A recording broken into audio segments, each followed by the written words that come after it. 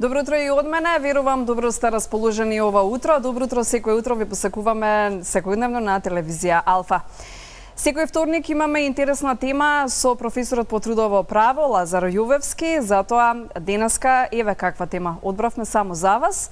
Усогласување на семејните со работните обврски, колку тоа ние се грижиме за работниците, ќе ни каже професорот Лазар Јовевски. Добро утро и добро дојдовте. Добро утро и добро ве најдов. Благодарам за поканата и денес. Навистина, како што споменавте, интересна тема, би рекол тема која што ретко ја отвараме во македонски рамки и ако добро пратам медиуми, мислам дека вие сте меѓу првите, ако не и прва телевизија која што на овој начин еве ја отвара оваа тема за, би рекол, тема за дилема, тема за дискусија која што ќе треба да ни помогне, односно ни помогне на гледачите заедно во нашиот разговор да всушност ја доближиме една категорија на работници и неколку правни институти кои што се однесуваат на усогласување на професионалните, односно работните со семејните обврски. И што мислите, се грижат ли доволно работодавачите за своите вработени? Ке зборуваме малце и во однос на женскиот пол, нели, или поубавиот пол, како што сакате вие да кажете, посилниот пол. Дали се грижат доволно да бидат дел од општеството, затоа што според едно истражување од 2017 година прочитав дека дури 50% поради тоа што жените немале кој да им ги чува децата, а ниту повозрастните членови на семејството, односно бабата, дедото, мајката, таткото, тие напуштиле работно место, но за тоа потоа. Ајде сега за почеток да кажеме колку е свеста подигната и дали воопшто постои како некој начин флексибилно работно време за да се посветиме доволно на семејните, но и на да бидеме исполнителни на работното место. Па, знаете, во овој период, овие децении неколку наназад, би рекол од 2000-тата, можеби па навамо, овие две децении, навистина трудот и работните односи се соочуваат со голем број на предизвици, со менување, со трансформација и со една динамика во самиот труд и работни односи. Тоа се огледа во многу аспекти, се огледа и преку дигитализацијата на трудот, се види и сега во оваа корона и се уште сега корона криза, каде што голем број на луѓе мора да прифатат одредени поинакви услови на работа, например работа од дома, да се флексибилизира трудот и сето тоа ни дава за право да размислуваме што понатака и како во која насока ќе се движат работните односи, ќе се движи трудот. Во Македонија ние се уште сме во одреден аспект поназад во однос на некои европски земји или светски искуства. А кога зборувам за ова поназад, мислам во делот на тоа дека Македонија се уште ги нема на тој начин имплементирано одредбите од Директива 88 која што се однесува на работното време и аспектите на work and balance, односно работа и баланс со семејните обврски, а тоа значи, како што и вие напоменавте, одредена флексибилизација, одреден аспект на излегување во пресред на потребите на вработените во однос на одредени семејни или лични потреби кои што ги имаат надвор од работата. Значи, идејата е како да се постигне одреден идеален баланс, ако може така да се каже, воопшто да тоа да се дојде, но да се приближиме барем до тој идеален баланс во однос на работните обврски, а тука пред се прашањето на работното време и семејното време, односно времето кое што вработениот вработената ќе треба да го поминува со семејството или за свој лични потреби. Сега, во тој аспект вие добро напоменавте пред малку, а тоа е дека во Македонија во однос на кој аспект на балансирање помеѓу работата и семејството, секако жените се на првата линија, борбена линија би рекол, во однос на овој проблем или ова прашање. Зошто? Затоа што излезе дека не сме поубав него посилен пол. Па јас имам особена почит кон женскиот пол во многу аспекти, особено во делот на трудот, затоа што истражувајќи, работејќи и пишувајќи за жените во трудот, како посебна категорија вработени, всушност дојдов до еден личен заклучок дека жената, особено во одредени општества како што е македонското, потрадиционални општества би кажал, всушност незиното работно време не завршува само на работата. Работното време продолжува и во домот, со семејството, со децата, со сопругот, со куќата и така натаму. Тоа е само увертира на работниот ден. И сега не би сакал ова да звучи како еден стереотип. Не дека мажите немаат семејни обврски, дека не помагаат дома, секако сметам дека и лично познавам одреден број на мои пријатели и луѓе кои што ги имаат поделено и семејните обврски помеѓу половите, односно помеѓу мажот и жената, и делуваат како тим, што е всушност и суштината на еден убав би рекол еден релаксиран брак, меѓутоа тоа е сосема нели една друга тема, но не можеме не можеме да не ги поврземе работите бидејќи тоа што се случува на работа се одразува во семејството, а тоа значи и во бракот, и тоа што се случува во семејството, односно дома или во бракот, и тоа како се одразува и во делот на трудот на работното место. Се е поврзано, токму така. Токму така, и во тој дел навистина имаме еден момент да жените се соочуваат со голем број на предизвици. И мене навистина ме растажува, би рекол, а не сум изненаден бидејќи се изнаслушав изминативе 20 на години, се изнагледав разни злоупотреби во однос на заштита на правата на жените, меѓутоа тоа секако не само и на жените, тука и на други категории вработени, мислам на сите вработени генерално, меѓутоа кога зборуваме во контекст на работа и согласување на семејните обврски, секако дека тука од самото вработување со оние познати фамозни прашања, нели, дали планирате да влезете... Да останете бремена, кога планирате, и малце дискриминирачки прашања, кои, би рекла, не сите прашања заслужуваат одговор. Не само што не заслужуваат одговор, тие прашања и се забранети. Токму така, Ана, вие добро потенцирате, тоа се прашања кои што всушност дискриминираат и жената, вработената. Кој да е? Па и маж, не смете да го прашате дали планира да стапи во брак, или дали планира во наредните година, 2 или не знам 3 да планира да има деца. Мислам, тоа е, како да ви кажам, прашање кое што не само што задира во личноста на човекот, во неговата интимна и во неговите лични планови, тоа и преку законот е препознаено како прашање кое што е забрането, дискриминаторско и сноси последици во однос на глоба во делот на работодавачите. Сега во однос на тоа е на почетокот при вработувањето, кога ќе остане пак жената, да речеме, бремена, или кога ќе се породи особено, после тоа има голем број на примери во пракса каде што работодавачите ги викаат жените пред да заврши породилното отсуство на работа. Всушност, согласно законот за волја на вистината, тоа е можно, односно жената може доколку сака да го прекине породилното отсуство и порано да се врати на работа пред истекот на оние 9 месеци платено породилно отсуство, но согласно законот таа има право на 12 месеци вкупно породилно отсуство, секако заедно и со мажот, но оние 3 месеци од 9 до 12 се неплатени месеци. Тоа е една измена која што од пред неколку години донесена и ретко која забележува и ретко која употребува во пракса од вработените. Зошто? Затоа што не е платено тоа отсуство, и кога не е платено најчесто е оставено сега во договор помеѓу работничката, работникот и работодавачот тоа да го уредат. Ова сега ми произлегува уште едно прашање, дали има еднаков пристап при вработувањето на мажите и на жените? Па има разни истражувања. И сега тука не би сакал Македонија да ја ставам во еден контекст кој што е надвор од некои светски тенденции и европски. Мора да ви кажам дека во овој аспект, не само при вработувањето, туку и во однос на напредувањето на работно место и во однос на наградувањето на работното место, па и на платата. Да, наградувањето токму на тоа, да, платата.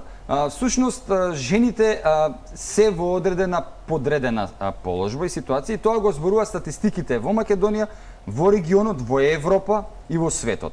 Значи, до мене дојдоа едни истражувања баш од 2017-16 година од Велика Британија, каде што и европски други истражувања, каде што се забележува дека и тоа како има одредено подвојување во однос пред се на платата, односно наградувањето за работата помеѓу мажите и жените, и тоа е веројатно еден предизвик со кој што ние како општества, како човештво, како целина, како една заедница се соочуваме. Меѓутоа, прашањето е како овој проблем да го решиме. Има различни предлози и мислам дека некои одат на една непринципиелна линија, а тоа е само да се вработат жени затоа што се жени, или да им се покачи платата затоа што иако не ги остваруваат тие работни резултати, само затоа што се жени да се покачи платата. Треба да бидеме внимателни во овој дел, и сега не сакам да имам погрешно разбран од публиката, бидејќи ова е малку чувствителна тема, особено од феминистичките движења. Ни произлезе друга тема, но ќе оставиме простор секако за некој друг ден. Поентата ми е, сакам да се промовира квалитетот. Јас се залагам за квалитет, без разлика на пол, без разлика на возраст, без разлика на некои други субјективни атрибути, треба секогаш да се цени квалитетот, треба да се цени аспектот на вештините и на цело оној принос кој што го дава вработениот без разлика на пол на работното место. А ако тоа не се прави, тогаш навистина навлегуваме во еден друг проблем, а тоа е да почнеме да ги делиме луѓето на едно подлабоко ниво, дури и несвесно. Затоа велам треба да направиме еден, барем ние во Македонија мислам дека имаме сили, имаме една добра традиција од минатото каде што релативно жените уживаат одреден број на права уште од по Втората светска војна, од право на глас па до трудови права, така што во тој дел ни треба одредено надградување, апгрейд, за да можеме навистина да дојдат жените во една позиција која што е заслужена во општеството. Хајде сега да се вратиме на денешната тема. Ете, секогаш од една тема произлегува друга, но добро, тука сте вие и секако и гледачите да ни помогнат во осмислувањето сами добрата соработка, нели, која имаме и ви благодариме за можноста.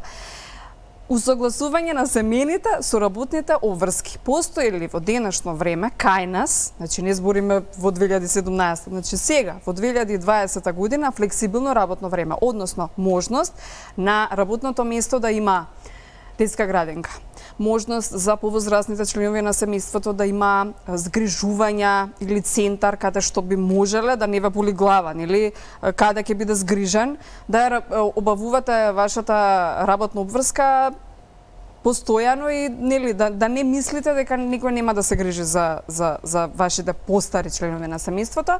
Исто така знам дел примери од секојдневието, нели, на ќерката е закажано танц во 18 часот, а вие имате продолжено работно време, денеска сте до 20 часот на работа. Што правиме во такви ситуации? Ајде малце личните примери да ги кажеме.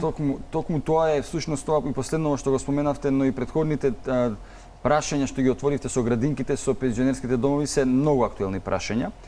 И веројатно ако забележите сега и во рамките на политичката ситуација која што се одвива во моментов, верувам дека одреден број на политички субјекти и посветуваат внимание на овие прашања и со право. Зошто? Затоа што во Македонија прво недостасуваат градинки. Статистички е тоа докажано и помалку од половина од децата се опфатени со градинки во Македонија. Исто така, особено акутен е проблемот со пензионерските домови, значи од бројката на пензионерски домови до квалитетот на условите кои што се внатре, не дека нема поместување, има одредени поместувања, тоа во последно време тие се како да ви кажам, на вистина ставени на маргините на општеството во згрижувањето на лицата во пензионерските домови, така што во тој дел и тоа како треба да се размислува во единак, да се подобри целокупната состојба во земјата со цел да се олесни на родителите и оние кои што имаат деца, но и оние кои што имаат повозрасни родители, а не можат да се грижат за нив, да се помогне да се олесни во тој дел да можат да ги балансираат токму работните обврски, а да не се грижат за тоа каде им се згрижени децата. Бидејќи, знаете, како човечки битија, ние на работата не можеме да ги секогаш исчистиме мислите и да се фокусираме само на работата, да не мислиме и на тоа, нели, дали детето е добро, дали е добро згрижено и така натаму, и секако тоа влијае и на квалитетот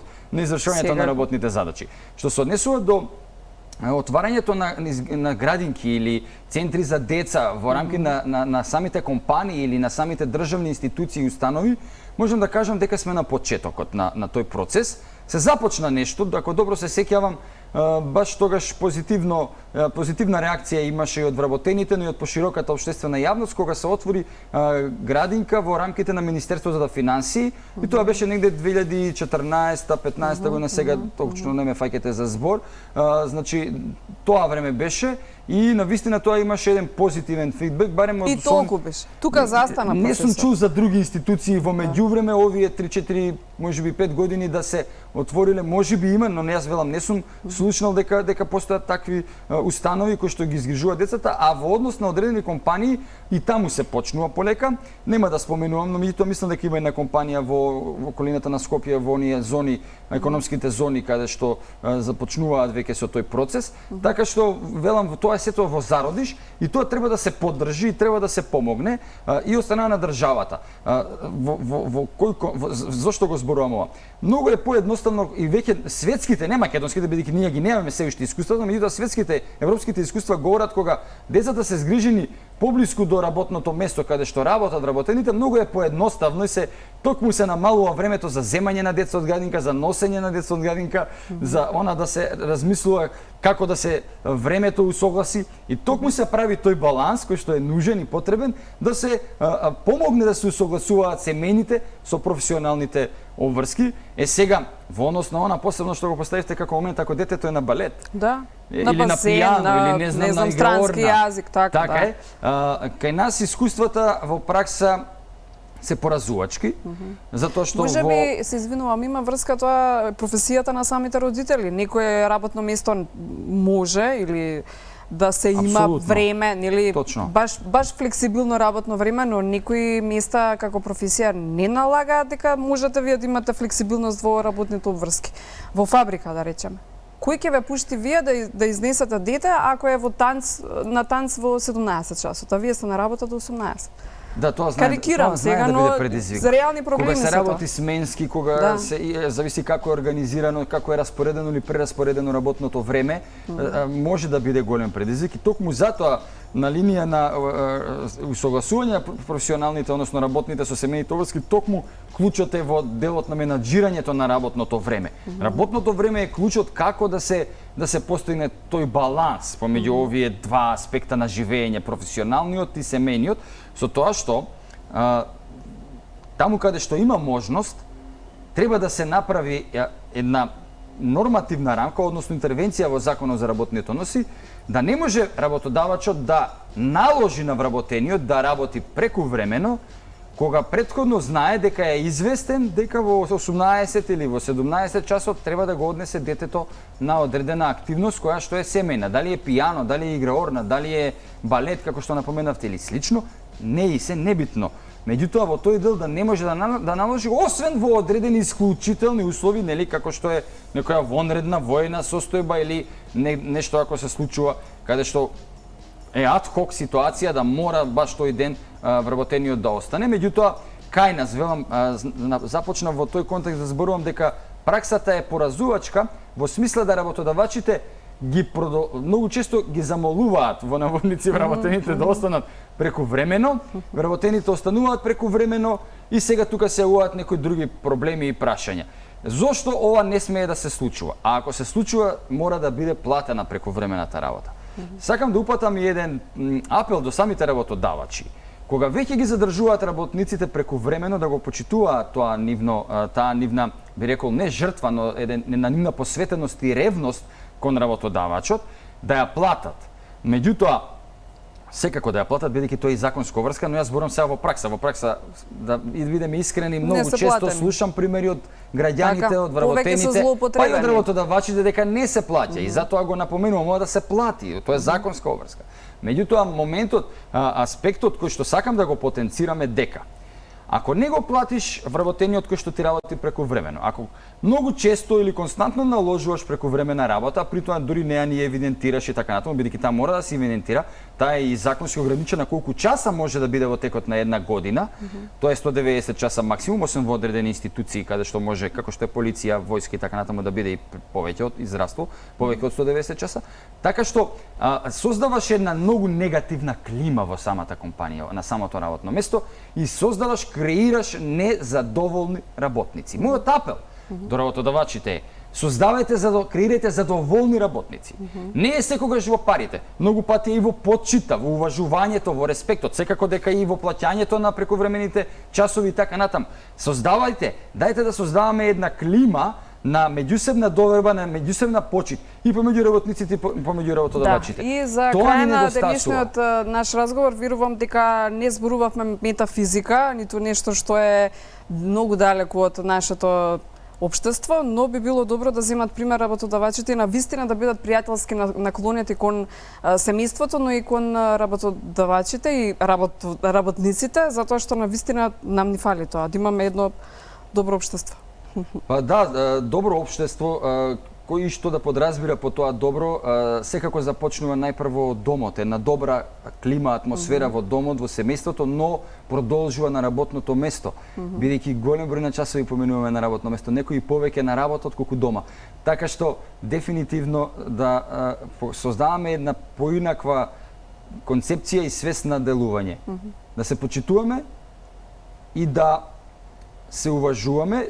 Тој што има пари, немојте да мислите дека тие Има пари се. ќе дека има се, а тој што немат толку пари да не мисли па дека да се подценува себе си и да смета дека е всушност од втора категорија човек. Така што сите сме еднакви и пред уставот и пред законите и пред Бога, така што во тој дел навистина мислам дека нема потреба од такви поделби. Да, ви благодарам за вашето денешно гостување. Ни се отвора повеќе можност за дискутирање повторно на оваа тема, навистина интересна, усогласување на работните со семејните обврски, но и дел на дискриминација меѓу жените и мажите. Ни се подотворим уште една тема. Ви благодарам за денешното гостување. Се гледаме си како идниот вторник.